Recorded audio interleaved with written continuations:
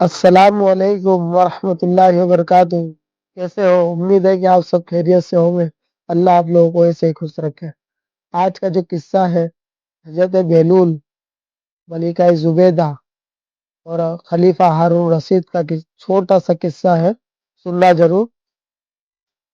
قصہ چھوٹا ہے لیکن سبق بڑا ہے، آپ کو سننے میں مزہ آئے گا، پورا سننا ضرور۔ قصہ شروع کرنے سے پہلے اگر آپ میری چینل پر نئے ہیں تو سبسکرائب کر لیں اور بیل آئیکن کو پریس کر دیں۔ چلیے آج کے قصے کی طرف۔ قصہ یہ ہے کہ ایک بار بہلول سمندر کے پاس ریت میں بیٹھے ہوئے تھے۔ سمندر کے سامنے ہی خلیفہ ہارون رشید کا محل تھا۔ اس محل کی بالکنی سے کھڑے ہو کے ملکہ زبیدہ نہروں کے سمندر کو دیکھ رہی تھی اور نہروں کے مزے لے رہی تھی۔ وہاں پر ریت میں بیٹھ کر کے بہلول گھروندے بنا رہے تھے، محل بنا رہے تھے، ریت سے لے کے محل بنا رہے تھے۔ کچھ دیر اس کو بناتے تھے، پھر تھوڑی دیر میں توڑ دیتے تھے، پھر اس کو ریت سے محل کو بناتے تھے، پھر توڑ دیتے تھے۔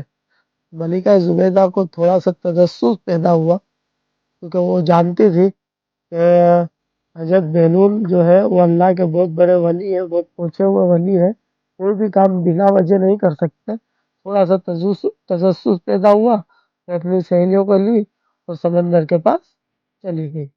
وہاں جا کر بہلول کو کہا کہ بہلول یہ کیا کر رہے ہو؟ تو بہلول نے بڑے ہی ادب اور احترام سے کہا کہ میں جنت میں محل بنا رہا ہوں، تم کو کیا کرنا ہے، جاؤ جاؤ۔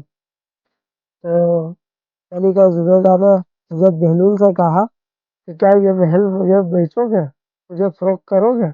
ہاں کیوں نہیں بیچیں گے، بالکل بیچیں گے۔ انہوں نے کہا کتنے میں بیچو گے؟ انہوں نے کہا 3 درہم میں، کئی جگہ لکھا ہے کہ 1 درہم میں۔ انہوں نے کہا ٹھیک ہے، میں یہ لو 3 درہم اور یہ محل مجھے دے دو۔ بہلول نے 3 درہم لیے اور محل دے کے دعا دے دی۔ جب ملکہ زبیدہ اپنے محل میں آئی تو انہوں نے خلیفہ ہارون رشید سے پورا قصہ بیان کرا، شیئر کرا ان کے ساتھ۔ انہوں نے مذاق میں ٹال دیا کہ کچھ بھی۔ جب خلیفہ ہارون رشید رات کو سوئے تو انہوں نے خواب دیکھا کہ وہ جنت میں سیر کر رہے ہیں، ٹہل رہے ہیں۔ انہوں نے ان کی نظر ایک محل پہ پڑی جس پہ تختی لگی ہوئی تھی، قصر زبیدہ، یعنی زبیدہ کا محل، یعنی ان کی بیوی کا محل۔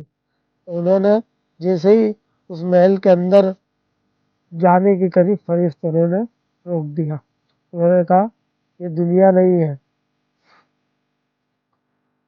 انہوں نے کہا کہ میری بیوی کا محل ہے، دیکھو تختی لگی ہوئی قصر زبیدہ۔ انہوں نے کہا یہ دنیا نہیں ہے، یہاں کا اصول الگ ہے، جس کا نام ہے اسی کو داخلہ ملے گا، اسی کو انٹری ملے گی۔ اتنا سننا تھا کہ ان کا خواب پورا ہو گیا۔ اب ان کو وہ بہلول والا قصہ پورا یاد آ گیا۔ اب ان کی پوری رات ایسے ہی کروٹوں میں گزرتی رہی۔ جیسے ہی صبح ہوئی وہ اس سمندر کے پاس پہنچے جہاں پر بہلول وہیں پر وہی مٹی سے ریت سے گھروندے بنا رہے تھے، توڑ رہے تھے، بنا رہے تھے، توڑ رہے تھے۔ ان کو جا کر کہا بہلول یہ مجھے محل بیچو گے، مجھے فروخت کرو گے؟ ہاں کیوں نہیں بیچیں گے۔ بولے کتنے میں بیچو گے؟ بولیں گے تمہاری ساری حکومت۔ ہارون رشید کو یہ سن کر ان کے پیروں سے زمین کھسک گئی اور گھٹنوں کے بل بیٹھ گئے۔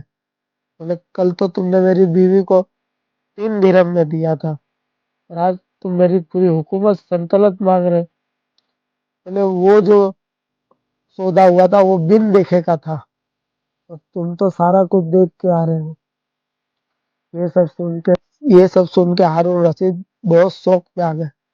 انہوں نے کہا ٹھیک ہے، میں نے میری پوری حکومت، پوری سلطنت کے محل مجھے فروخت کر دو۔ انہوں نے کہا میں تمہاری سلطنت کا کیا کروں گا، میں تمہاری حکومت کا کیا کروں گا، یہ لے میری محل، اور دعا کرتا ہوں کہ اللہ تمہیں جنت میں ایسا ہی محل عطا فرمائے، اللہ عطا کرے۔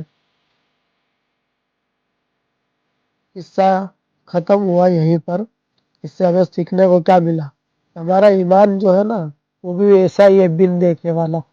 हमने अल्लाह को देखा, ना रसूल को देखा, ना सहाबा को देखा, ना कुरान को उतरते देखा, ना जन्नत को देखा, ना जहन्नम को देखा, फिर भी हमें यकीन है कि हमें एक दिन मरना है, अल्लाह के सामने खड़ा होना है, अपने अच्छे और बुरे अमल का हिसाब देना है, उन सिरात से गुजरना है।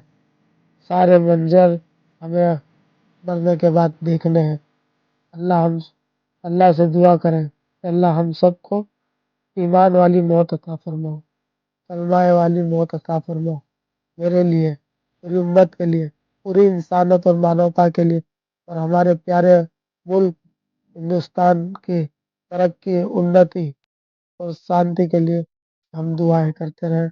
अस्सलामु अलैकुम व रहमतुल्लाहि व बरकातुहू।